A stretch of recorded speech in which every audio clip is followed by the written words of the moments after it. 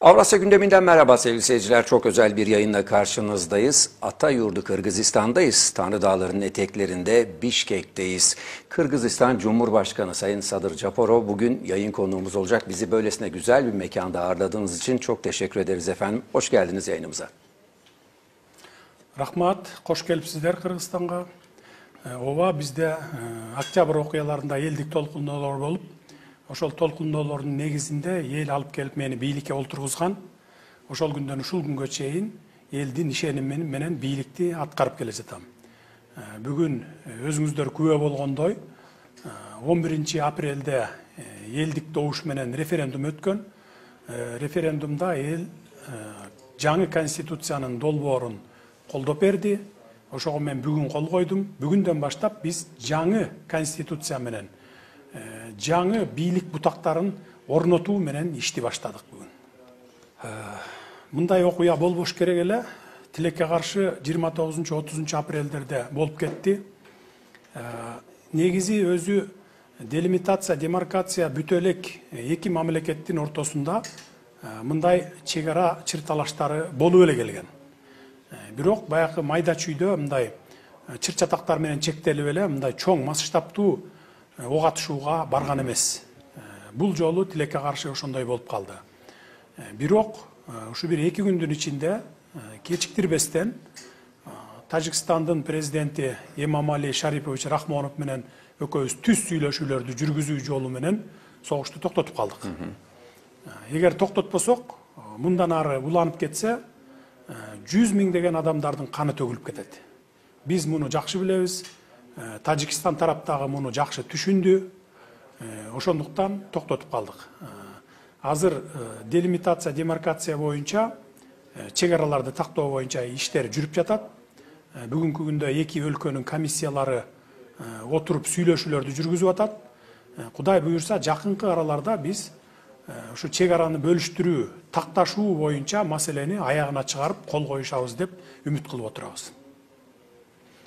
Биз чек араларды тактап, баягы абдан тактап туруп, чекит коюп алмайынча чейин мындай чек арада жер талаш маселелери улана берет. Мындан дагы чоң масштабтуу согушка айланып кетиши мүмкүн. Ошондуктан биз талап кылып атабыз. Биз ушундай демилге көтөрүп атабыз. Жакынкы арада чек ара маселелерин бүтүп, чекит коюп, кол коюшуп коелу деп. Кудай буйрса ушуга жетишебиз жакында. Ооба түрк дүйнөсүнө кирген бардык өлкөлөр, дээрлик барлык өлкөлөр өзүлөрүнүн жардамдарын сунушташты. Телефон чалууларды кылып, баягы өзүлөрү колдой турган мындай позицияларын билдирди. Анын ичинде Түркия дагы бар. Мен өзүм түз телефондон сүйлөшпөсөм дагы массалык маалымат каражаттардан окудум. Бул албетте баягы дем күч берди. Биз жалгыз эмес экенибизге бул билдирип чыкты. Мен бул үчүн бардык түрк дүйнөсүнө кирген мамлекеттерге, анын ичинен Турцияга дагы терең ыраазычылыгымды билдирем. Түрк бир туугандарга. Биз 30 жылдан бери башкаруу системасынын ар түркүнүн көрдүк. Президенттикти да көрдүк, парламенттикти да көрдүк, парламенттик президенттикти да көрдүк. Ар түрлүү башкаруу системасын көрдүк, бирок бир дагы бүгүнкү күнгө чейинки башкаруу системасы Кыргызстанга жакшылык алып келген жок. Муну бүт дүйнө коомчулугу көрүп турат. Кыргыз мамлекетинин ичинде жашаган кыргызстандыктар толугу менен билди. Акыр аягы бир гана бутакка биригиш керек экенин бийлик. Буга чейин акыркы 10 жылдан бери бизде 3 башка бийлик жүргүзүлүп келдик. Парламент өзүнчө бийлик жүргүзүп келди, өкмөт өзүнчө бийлик жүргүзүп келди, президент өзүнчө бийлик жүргүзүп келди. Бүгүнкү конституциянын негизинде эми бардык бийлик бир бутак менен бирикти. Айрыкча өкмөт менен президенттин бийлиги. Парламент өзүнчө калды, ал мыйзам чыгарып, мыйзамдардын аткарылышын көзөмөлдөй турган орган болуп калды. Бүгүндөн баштап биз өкмөт менен президенттин аппараты дагы, бардык структурасы дагы бир эле болуп бирикти. Аткаруу бийлиги бир бутакка бирикти. Эми мындан аркы бизди күтө турганы экономикалык жактан, жана башка саясий, геосаясий, аскерий жактардан, бардык эле дээрлик бардык жактардан бирдей саясат жүргүзүлүп, эми мындан ары Кудай буйрса өнүгүп кетүү процесстери күтүлүп турат да. 30 жылдан бeri албетте биздин экономикабыз аябай ылдый түшүп кетти. Муну биз моюнга алабыз. Бүгүнкү күндө экономикалык абалыбыз өтө начар, абдан кыйын. Бирок биз алдыңкы 5 жылдыкка стратегия иштеп чыктык. Бүгүндөн баштап ошол стратегиянын негизинде иштейбиз. Кудай буюрса бир 2-3 жылдын ичинде биз экономикалык кризистен чыгып кетебиз деген үмүтүбүз чоң. Түркия менен Кыргызстандын мамилеси илгертеден бир туугандай мамиледе келгенбиз. Бул эч кимге жашыруун эмес. Муну түрк калкы дагы, кыргыз калкы дагы жакшы билет. Менин билишимче, акыркы 4-5 жылдан бери түрк менен кыргыздын ортосунда мамиле салгындап кеткен. Бул эми баякы өзүңүздөр жакшы билесиздер, биздин жетекчиликтин түрк менен Орусия мамлекетинин ортосундагы ишке кийлик иши калып, өзүнүн туура эмес позициясын көргөзүп алгандыгы үчүн Түркия менен Кыргызстандын мамилеси солгундап кеткен. Кудай буюрса мен ишенем, мындан ары Түркия менен Кыргызстандын мамилеси эң жогорку деңгээлге жетерине көзүм жетет. Биз муну кайрадан жандандырабыз, анткени биз илгертеден бир тууган калкпыз. Биз кече күнү эле бир тууган боло калган жокпуз. Биздин 1000 жылдык тарыхыбыз бизди бириктирип турат. Ошондуктан мен ойлойм, Түркия менен дээрлик бардык эле башка мамлекеттер менен биз мамилебизди бир туугандай кылып туруп түзгөнгө аракет кылабыз. Эки өлкөнүн ортосундагы соода сатык алакалары бул 400 миллион доллар деген бул күлкү келерлик нерсе. Биз муну бир 2 миллиард, 3 миллиард долларга чейин чыгарышыбыз керек. Ал үчүн эки мамлекет чын ниети менен жана мындай активдүүлүгү менен эки өлкөнүн бизнесмендеринин форумун өткөрүш керек. Мына мен жакында өзүңүздөр билесиздер, Өзбекстанга барганда 150ден ашык бизнесмендерди ала бардым. Крупный бизнесмендерди, ири бизнесмендерди ала барып, Өзбекстандын бизнесмендери менен 2-3 күн форумдарды өтүп, алар менен ошо биргелешип иш кура турган, ишканаларды ача турган маселелерди сүйлөшүп келишип туруп, бүгүн ошол процесс ишке жылды. Жылып бүгүн активдүү иштеп атабыз. Эки өлкөнүн ортосунда соода сатык алакалары көбөйө баштады. Түркия мамлекети менен дагы биз ушундай форумдарды өткөрүшүбүз керек. Мен ошо ар бир барып келген мамлекеттеримде бизнесмендерди ала барып, ошо эки өлкөнүн бизнесмендерин жакындаштырып жатам. Мен ойлойм, Кудай буюрса Түркияга баратканда дагы бизнесмендерди ала барып, сиздердин бизнесмендер менен бир форумдарды өткөрүп, андан сырткары эки өлкөнүн ортосундагы мамлекеттер аралык келишимдерге кол коюшубуз керек. Мына ошону менен гана биз бири-бирибизге карым-катнашты, соода сатыкты жүргүзүүнү биз көлөмүн көбөйтө алабыз. Мына ушундай жолдор менен гана көбөйтө алабыз. Биринчиден мен Түркияга ыраазычылыгымды билдирип кетемин. Ошо биздин жарандарга, мигранттарга иш берип, иш менен камсыздап, ошо 30 миңден ашык кыргызстандыкты батырып жүргөн үчүн терең ыраазычылык билдиремин. Ал эми түрк ишкерлеринин Кыргызстанга келип иштешине биз толук мыйзамдуу мүмкүнчүлүктөрдү мамлекет тараптан, мамлекеттик бийлик тараптардан толук колдоону көрсөтөбүз. Мынакей биз министрлик түздүк, инвесторлорду коргоо, жана алардын капиталдарын коргоо боюнча министрлик түздүк. Мындан ары кандай гана инвестор келбесин ошол министрлик менен байланышып, кабарлашып, келишимдерди түзүп, кандай гана иш болбосун биздин Кыргызстанда кенен кесири иш кылганга жол ачылды. Буга чейин мен жакшы билем, моюнга алабыз, жашырыштын кереги жок. Ар кандай деңгээлдеги бизнесмендердин бизнесин тартып алып, же болбосо ошол мүлктөрүн тартып алган учурлар болгон. Мен келген 6 айдын арасында бардык өлкөлөр боюнча Россия, Түркия, Европа, Америка, Кытайдан келип иштеп аткан бизнесмендердин бизнесин тартып алгандарды, мүлкүн тартып алгандардын бардыгын кайра кайтартырып бердирип атам. Мыйзамсыз тартып алгандарды кайра кайтартырып берип, мына иш кылгыла, мындан ары силерди мамлекет коргойт деп атам. Буга чейин мамлекет албетте көңүл бурбай келген. Биз көңүл буруп мындан ары министрлик ачып, ошол министрлик аркылуу баарын коргойбуз деп, мына ушундай министрлик түздүк. Мына мен азыр сиздерден чыккандан кийин кол коёмун. Өкмөттүн жаңы структурасы курулат, бул кабинет министров болот, министрлер кабинети болот. Ошол жерде 2 министрлик, 3 министрлик кошулуп атат бүгүн. Бүгүнкү 12 министрликке дагы 3 министрлик, 15 министрлик болот. Бул экологияны коргоо жана ушу климатка көңүл буруу министрлигин түзүп атабыз. Инвесторлорду коргоо министрлигин түзүп атабыз. жана санариптештирүү боюнча, цифровизация боюнча өзүнчө министрлик түзүп атабыз. Анткени биз мына бүгүн 21 кылымда жашайбыз. Бардыгы техниканын заманы. Ошондуктан ушундай министрликти түзүп, биз тез арада алдыга жылып кетели деген ушундай бир максатты коюп атабыз. Биз мурдатан бери, ушу жаңы ачылгандан бери Түркпа, Түрксой уюмдарында мүчөбүз. Биз дайыма колдоп келебиз. Жана биз активдүү катышуучусубуз. Дайыма колдойбуз. Мен өзүм эсимде, 2005 жылы депутат болуп келгенимде Кипр мамлекети менен, Түндүк Кипр мамлекети менен достук группасын түзүп алып, ушу бир жакшы иштештик эле. Ошол мезгилдерде Түркпа, Түрксой менен да активдүү иштегенбиз. Андан бери эле ошо биздин жарандар, биздин ушул мамлекет тарабынан кызматташып келе жатат. Дайыма колдоп турганбыз, дагы да колдой беребиз. Эмдиги жылдан баштап бизге өтөт, баягы төрагалык кылуучу. Бизге өткөндөн кийин бул Түркпа менен Түрксойдун ушу түрк дүйнөсүнө кирген мамлекеттер аралык келишимдер бар, жана өзүнүн стратегиясы бар. Бул жылы эмне кылышыбыз керек, эмдиги жылы, аркы жылы эмне кылышыбыз керек деген. Биз только ошол программанын негизинде, ошол стратегиянын негизинде иш алып уланта бермекчибиз. Биринчиден COVID-19 былтыр башталганда бүткүл дүйнө жүзүндө катуу башталды. Кыргызстандагы четте калган жок, ал боюнча бир топ жарандарыбыз кайтыш болуп кетти. Ошол былтыркы кыйын мезгилдерде биринчилерден болуп ушу Түркия, боордош түрк элдерибиз жардам берди, жардамдарын жөнөткөндүгүн билемин.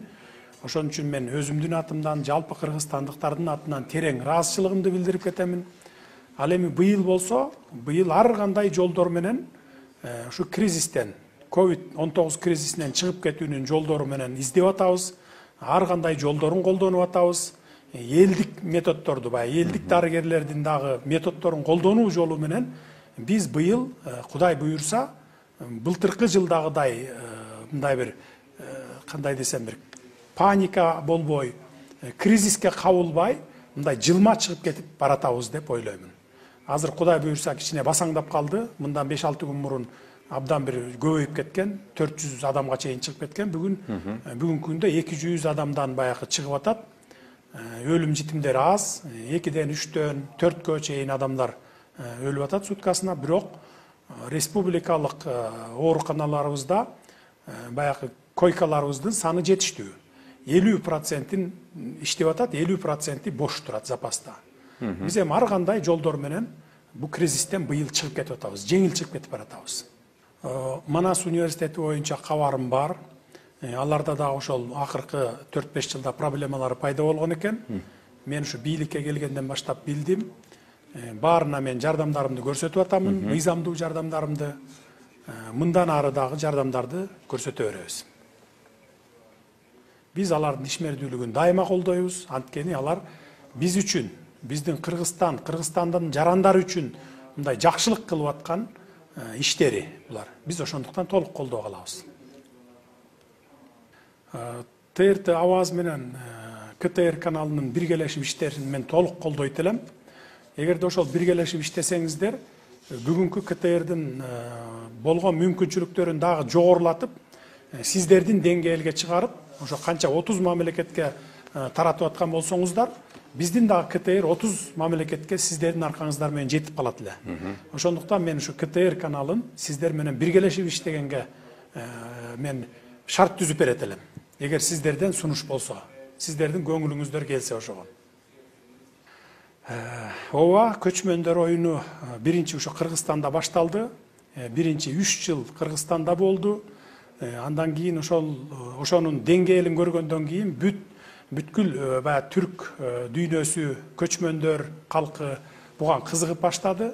Анан былтыркы жылы ушу эмки көчмөндөр оюну Түркияда өтсүн деп Түркияга өткөрүп бергенбиз. Тилекке каршы COVID-19-дун кесепетинен быйыл дагы өтпөй калды. Мен ойлойм эмдиги жылы өтөт болуш керек деп. Андан ары дагы башка түрк дүйнөсүндөгү мамлекеттерине, көчмөн калктарга өтүп, жыл сайын ошол тегеренип турушун биз тилек кылдык. Маган келген маалыматтар боюнча өткөндө ушул Түрксойдун жетекчилиги менен жолукканда алар айтып калышты.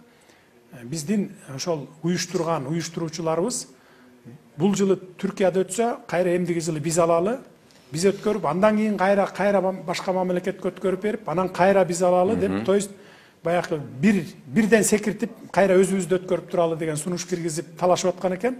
Мен аны токтоттум. Андай болбойт. Анда кызыгы жок болуп калат. Башка өлкөлөргө кызыгы жок болуп калат. Турциядан ары Венгрияга кетеби, Азербайжанга кетеби, Казакстанга кетеби, ушинтип кезек-кезеги менен өткөрүп отуруп, анан өзүбүздүн кезек келгенде гана өзүбүздү өткөрүп туралы деген келишимге келиштик. Эми Кудай буйрса, эмдиги жылы Түркияда өтсө, андан кийин анан башка мамлекеттерге өтүп, кийинки мамлекеттер алат, ошолор өткөрөт деген терең ишенимдебиз. Бул көчмөндөр оюну токтоп калбаш керек.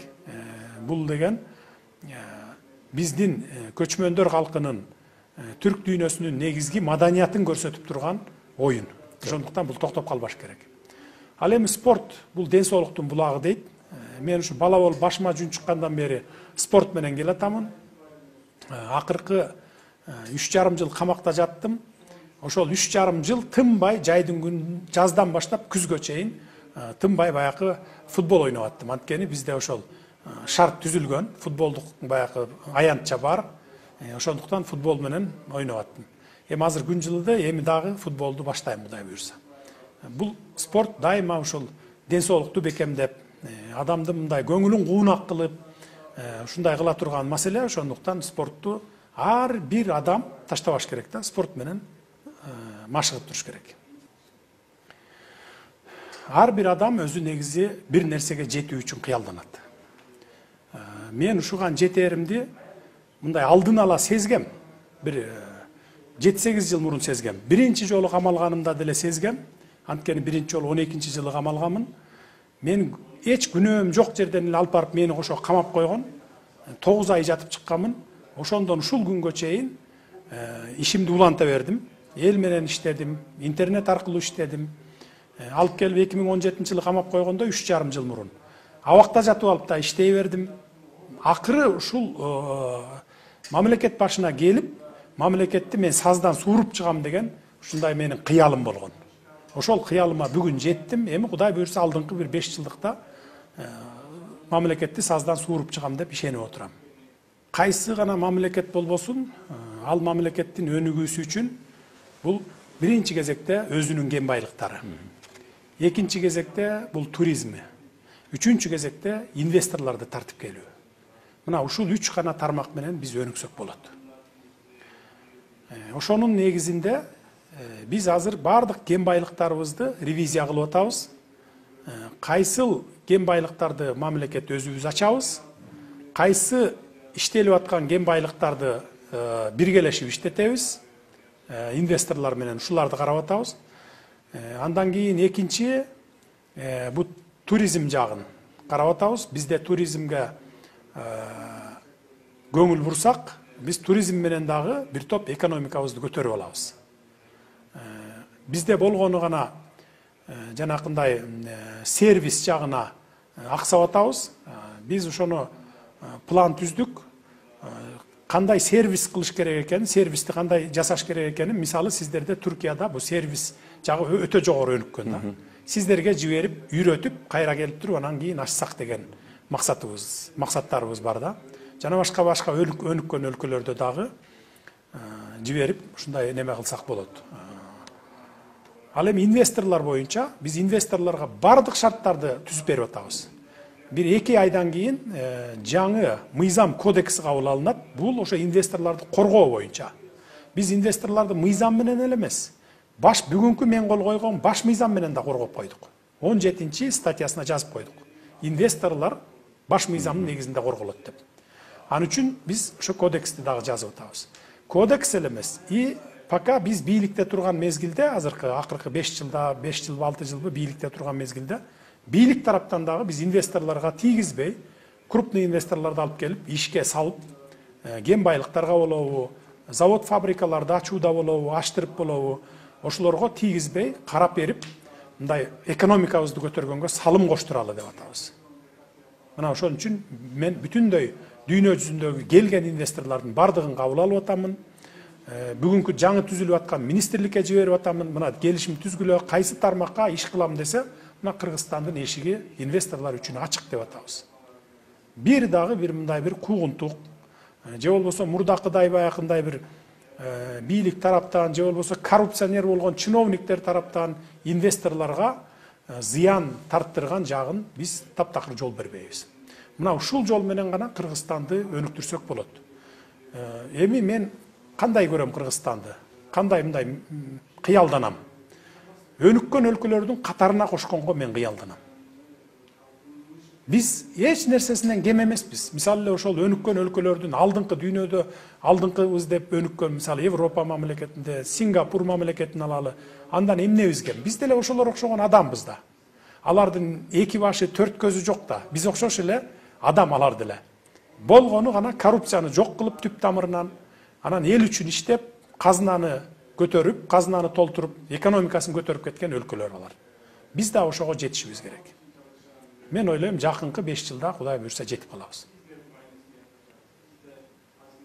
Өнүккөн өлкөлөрдөн теңелип ашып кетпесек дагы, өнүгүп, жакшы мындай өнүгүү жолуна түшүп, адамдардын аң сезимин башка жака буруп, баягы коррупциядан башка жака, жанагындай бир терс ой пикирлерден, мындай терс мүнөздөрдөн буруп, жакшы жолго салып коебуз деп терең ишенем акыркы 5 жылда.